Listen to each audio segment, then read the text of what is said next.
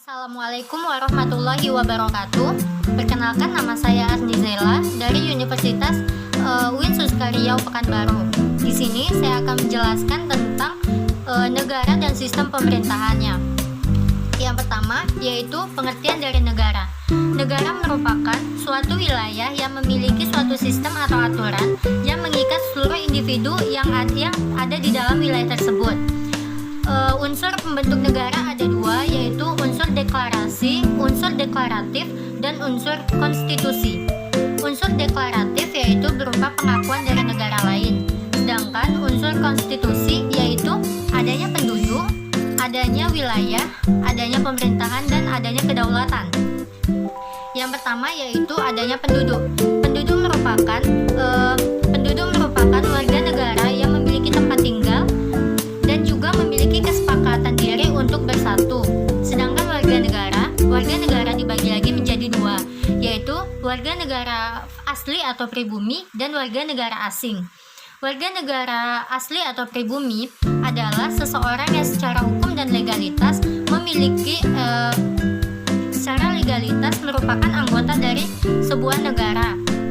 Sedangkan warga negara asing adalah seseorang yang tinggal di suatu negara namun tidak memiliki keterkaitan baik secara hukum dengan negara tersebut atau untuk tujuan tertentu. Bentuk negara ada dua, yaitu negara kesatuan dan negara federal atau negara serikat. Yang pertama yaitu negara kesatuan. Bentuk kedaulatannya bersifat tunggal dan di dalamnya tidak terdapat negara bagian. Selanjutnya yaitu bentuk negara ini menempatkan pemerintahan pusat sebagai otoritas tertinggi. Beberapa negara yang merupakan negara kesatuan yaitu adalah Spanyol, Brunei Darussalam, dan termasuk pula Indonesia. Yang kedua yaitu negara federal atau negara serikat. Kedaulatan di negara ini merupakan berasal dari negara bagian, di mana sebagian kedaulatannya diserahkan kepada negara federal. Adapun ciri-ciri dari negara federal ini yaitu memiliki lebih dari satu kepala negara, memiliki lebih dari satu kepala konstitusi, memiliki lebih dari satu kepala kabinet, dan memiliki lebih dari satu kepala lembaga perwakilan. Selanjutnya yaitu wilayah. Wilayah merupakan daerah tertentu yang dikuasai atau menjadi teritorial dari sebuah kedaulatan. Wilayah terdiri atas daratan, udara, dan laut. Selanjutnya yaitu pemerintah. Pemerintah merupakan unsur yang memegang kekuasaan untuk menjalankan roda pemerintahan. Dan yang keempat yaitu kedaulatan. Kedaulatan merupakan kekuasaan tertinggi di mana untuk membuat undang-undang dan menjalankannya dengan segala cara. Dan yang selanjutnya adalah klasifikasi negara.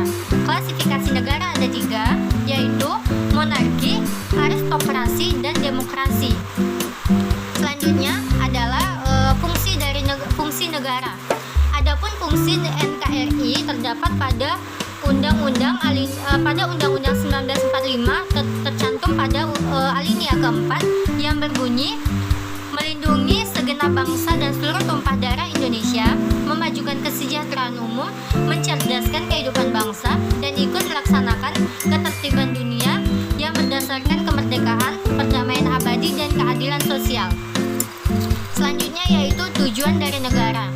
Adapun tujuan dari beberapa negara bermacam-macam, antara lain yaitu untuk memperluas kekuasaan, untuk menyelenggarakan ketertiban hukum, dan yang ketiga yaitu untuk mencapai kesejahteraan umum. Yaitu sistem pemerintahan. Ada beberapa bentuk sistem pemerintahan, yaitu ada presidensial, parlementer, semi-presidensial, komunis, dan liberalis. Yang pertama yaitu adalah presidensial. Bentuk negara yang menggunakan sistem ini adalah negara republik. Memiliki kekuasaan eksekutif dengan cara dipilih melalui pemilihan umum. Selanjutnya yaitu pada sistem ini negaralah yang menentukan siapa presiden mereka. Selanjutnya, kepala negara menjalankan perannya sebagai kepala negara sekaligus sebagai kepala pemerintah. Selanjutnya yaitu adalah parlementer. Pada sistem ini